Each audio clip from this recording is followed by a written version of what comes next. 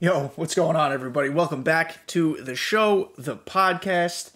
Happy Easter morning. That's when I'm recording this. It is early for you, boy. If you celebrate Easter, happy Easter. I will be going to the Yankees game today at, well, technically, I guess it's the Orioles game because it's at Camden Yards, but I'm a Yankee fan, so I will be going there. Very excited for that.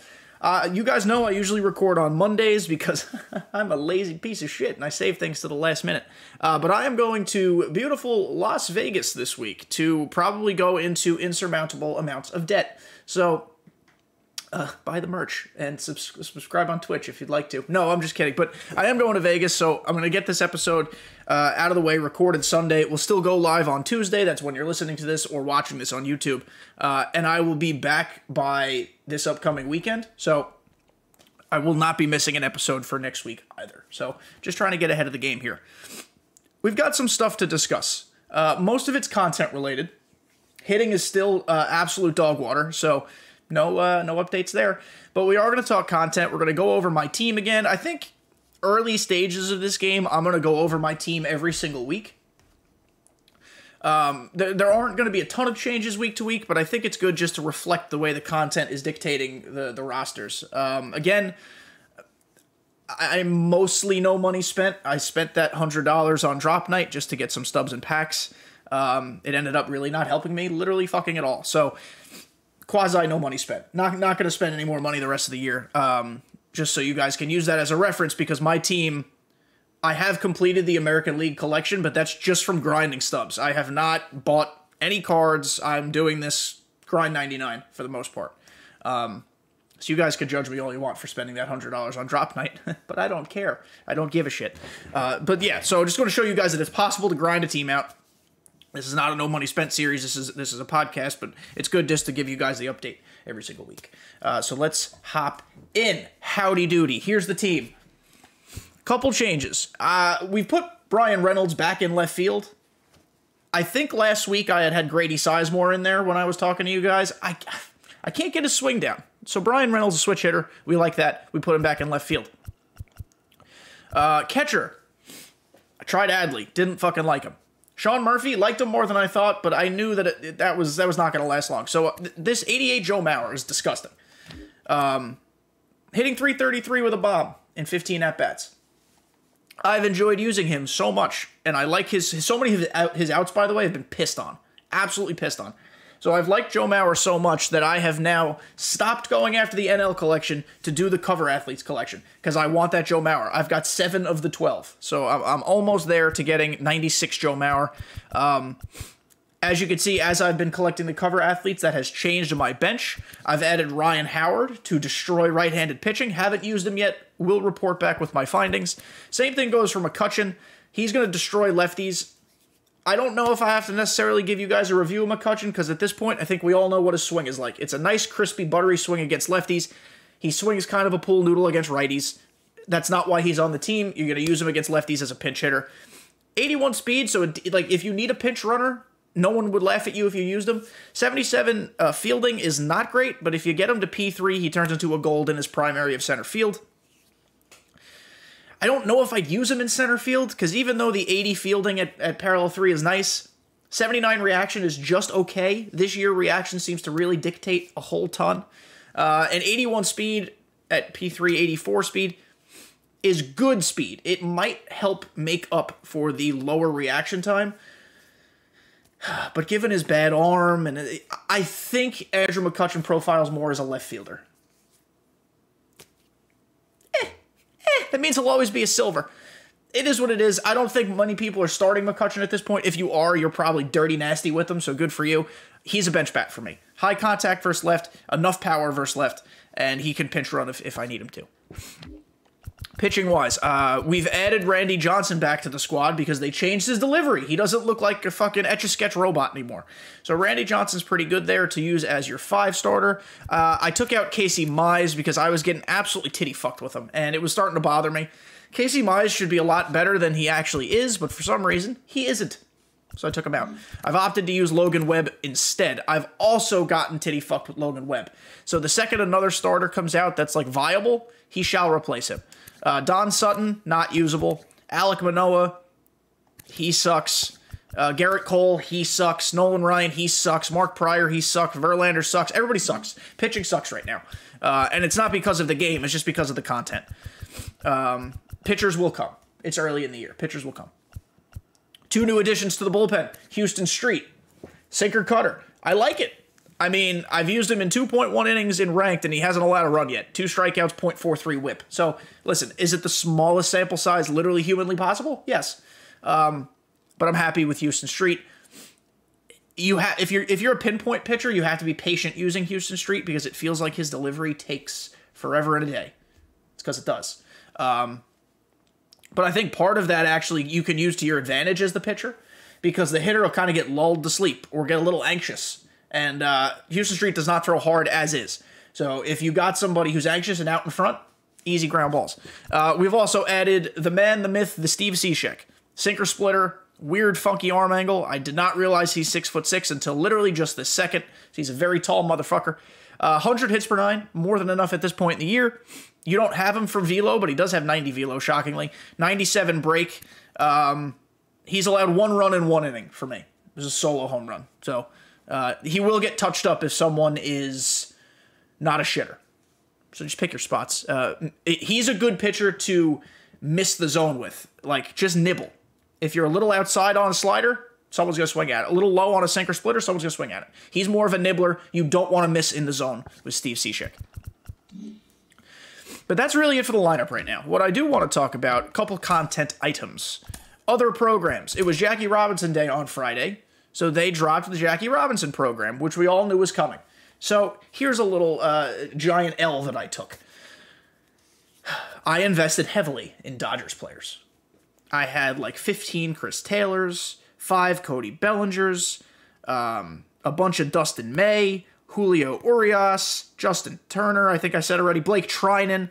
Listen, I ran the gamut. I had so many Dodgers players because I was like, listen, if there's a Jackie Robinson program, you're going to have to get 4,000 PXP with Dodgers, the price is going to skyrocket. LOL. Ramon said, fuck you, Kenny. We're just going to release the Jackie Robinson program where all you have to do is get 1 hit. 1 hit on rookie, and we give you 88 Jackie Robinson for free. So thankfully, I didn't really lose a ton of stubs. I just didn't make any. So that was a little frustrating and kind of a waste of time. But hey, I'll take free content, super free content, any day of the week.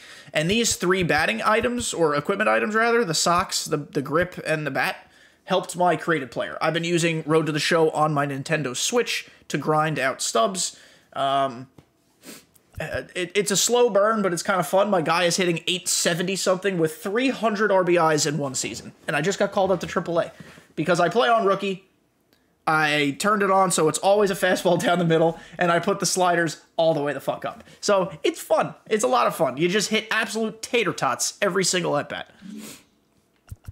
Another thing that has come out, also, this upcoming Friday, this upcoming week, the Houston Astros jersey program is going to come out. Invest in Astros. You heard it here first. Invest in Houston. And another Conquest map is coming this week. And the first part of the Moonshot event is coming this week. So be prepared for all of those things. Moonshot event is consistently the most fun event every year. I'm a little concerned that the hitting is so bad right now that the Moonshot event will not be as fun.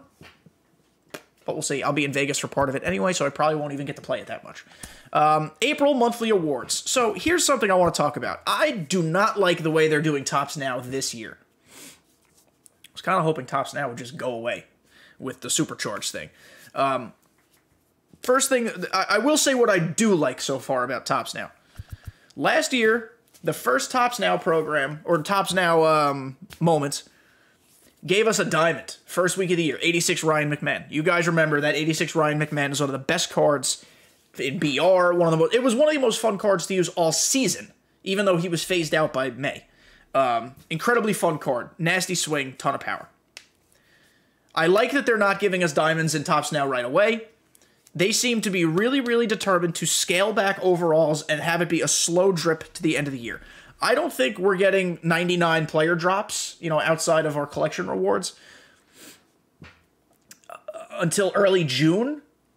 I think that would be cool, and I still don't even think then we're going to get a ton of them. I think we might just start to get them then. But they released 84 Jeremy Pena. All these players are 84s. 84 Jeremy Pena. he's whatever. 84 Joey Bart, actually low-key not bad. I wouldn't be shocked if I saw people using him. Decent contact, good power, just a balanced hitter, gold fielder, 46 speed for a catcher, not the worst. Hunter Green got absolutely hoed. He's got a Joe Random pitch mix of a four-seam slider change curve. 99 velo, but they didn't give him outlier. And he started Saturday night, the night before I'm recording this. I think he threw 38 fastballs over 100 miles an hour. Absurd. The kid is crazy, and they didn't give him outlier. So he got hoed. Steven Kwan, awful, terrible, high contact, not going to hit the ball past the second baseman. Terrible in the field, terrible speed. Just a, cool Steven Kwan moment this year with how well he's playing, but this card is terrible. And Seth Beer, a lot of people like Seth Beer. I cannot handle his swing for some reason. It's a personal problem entirely. This card's loaded offensively, though. So a good BR card, probably. Terrible in the field. Good luck if you put him in the field. He does have first base as a secondary, so I would recommend, if you can, put him there. But let's get to what they're doing with the program.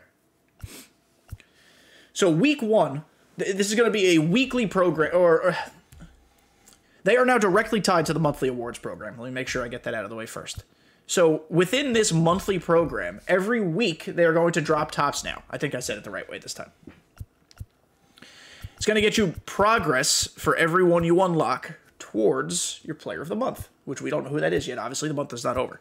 It is now required that you collect every single Tops Now card. I've already collected them because if it's required, I'm not going to sell them. Their prices, some of them are pretty spicy. $3,300 for Seth Beer. $4,200 for Hunter Green. Why? Why the fuck? Whatever. I liked the way monthly awards worked last year. I guess because they changed the content drops entirely. That's why they're doing it this way. But the other new thing that they're doing, you see all these questions. If you're on YouTube, you see all these question marks on my screen. Those are just the next Tops Nows that they obviously don't know who they are yet. So it says mystery item. It's not actually a mystery. It's going to be a Tops Now. There's some packs, some bad skins.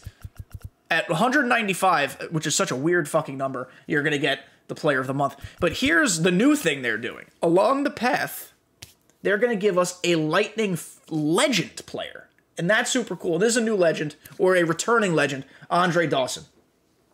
As you can see, it's a Lightning card that's only a 91 overall. I go back to my point about them being super strict with overalls this year. I like it. I do. I think it's good. I think it balances the game, and it makes it interesting for longer, because you won't have, like, legit God squads by July. It's going to take some time. This Andre Dawson is not the best Andre Dawson we're going to get. We're going to get a cracked out 99, but this card's pretty good. Real ones will know that in, I think it was 2017, Andre Dawson was like the nastiest card in the game. Really good hitting attributes.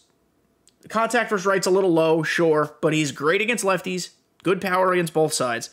81 in the field. Again, this is only his 91. I would imagine his God Diamond is going to have a lot better fielding. Same thing with the speed, 77 speed. But this is a good card. Primary right field, too, with that 86 arm. That's good. I think I'd run him in left field just because of the way my outfield is organized. Who knows, by the time he is attainable, might not even be usable for your starting outfield, maybe more of a bench bat. But it's cool that they're doing this. I love this. I mean, this makes so much sense. They have the rights to these guys. Let's give them to us in all these creative ways. I love this. Absolutely love this. But overall, I'm just a little... upset's not the right word. But I'm just not in love with the way they're doing Tops Now and the monthly awards this year. Maybe it's just because I was used to how it's been. Last year was, I think, like the second or third year they were doing it that way. I don't know. Tops Now for me is just...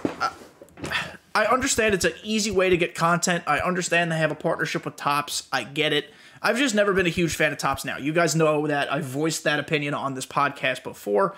It creates balance problems within the game. It creates consistency problems when it comes to attributes.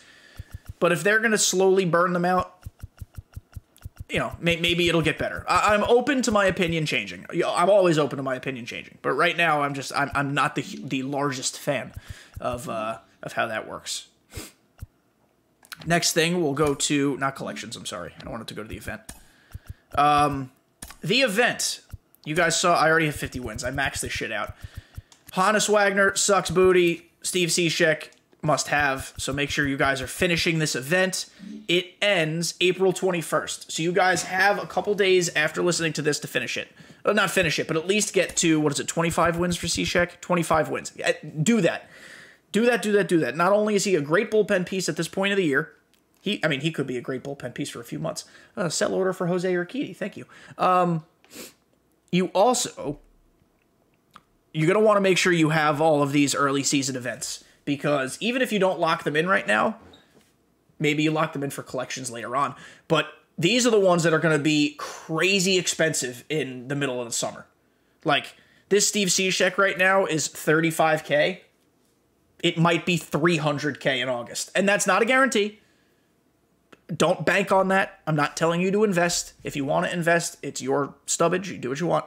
But based off recent memory, it's these early season event cards that you get in April, May that are unattainable the rest of the year that shoot up in price like crazy, especially for people who bought the game late, who decided not to play the early events because they were grinding other areas. Just make sure that you're paying attention to that. If you have the ability and the time and the skill to get these two cards, make sure you get them, even if you don't use them. Definitely don't use Hannes Wagner. He's a pinch runner at most. He sucks. But Steve Cishek should be in your bullpen. Lastly, I know this is kind of a short episode, but it's Easter Sunday. I'm going to the Yankee game today. Got to pack for vacation. Things need to be done. But the last thing I want to talk about is the Battle Royale program. I'm pretty sure it's over by the time you're listening to this, or close to over. If you have not gotten your 100 BR pack, I suggest you try to make a last-minute run at it. I love this Larry Doby card. I have P4, 27th in the world of P4 at Larry Doby. 370 as my first pinch hitter off the bench. I use him a lot offline for my stub grinding method, and he's hitting 699 with 65 home runs. This is all against rookie. It doesn't matter. Larry Doby's got a nice swing. I suggest you get Larry Doby. I actually need to find a way to get these cards because I took Andrew Miller and then sold him at the time for like $55K to finish my Mike Trout purchase. So I don't have any of these right now. Not the end of the world, but I suggest you try to get at least one or two of them if you're able. If you want to keep grinding, you can get stubs and packs. I don't think I'm going to make it to 150. BR sucks right now. But I did get this 10 bundle and pulled dog shit. New BR program is going to come out soon. It's going to have new cards. They've already revealed one of them. It's going to be 92 or 93 Yankees Jason Giambi. Every year Giambi has a sick, nasty swing. He might even be a first base option early in the year if you don't have Frank Thomas. He will, at the very least, be a bench bat. He's got a nasty swing. It's going to crush righties. So make sure you're grinding these things, guys. Even if you don't think you can go 12-0, I bet you need to be more confident than you actually are, because I bet a lot of you are better than you think you are. But if you can't go 12-0, you could still do these programs. They said in the stream that with the new PXP missions in BR and the guaranteed rounds, they're going to be giving you guys a lot more cool cards and ways to grind that XP and the program. They are giving us a silver Juan Soto, which is going to be so fucking cool. I'd imagine a rookie Juan Soto. I don't remember if they said rookie or not, but it will be a silver Juan Soto. Super, super cool. Can't wait to use that card. He's probably going to absolutely mesh. I like it. I like the BR rounds. I'm glad they gave us guarantees. I'm glad they're giving us super cool shit like that silver Vlad Guerrero, silver Real Muto, J.R. Richard as a goal. Like, they're killing that part of the content this year. I 100% am positive that they're killing that much of the content. I just wish they'd fix the hitting engine. They did just do a large patch, or they're working on a large patch for co-op and mini seasons. They didn't mention hitting. I don't see how they let hitting go on like this, because you've got some of the top players in the world, Ochev, Kreiner, a lot of fucking people. Like, hey, the hitting is not beautiful. So maybe we should fix it, guys. But that's it. Hopefully by the next time I come back to you guys in a week, I will be a quadrillionaire from Vegas. If not, please subscribe and buy the merch. Thank you. But I hope they fix hitting, and I hope the game has dropped more cool shit. So hope you guys had a great weekend, enjoyed the holiday. If you celebrate with family, with friends, with whoever, enjoy the game. Crush the Moonshot event. Hit taters for me. I'll talk to y'all next week.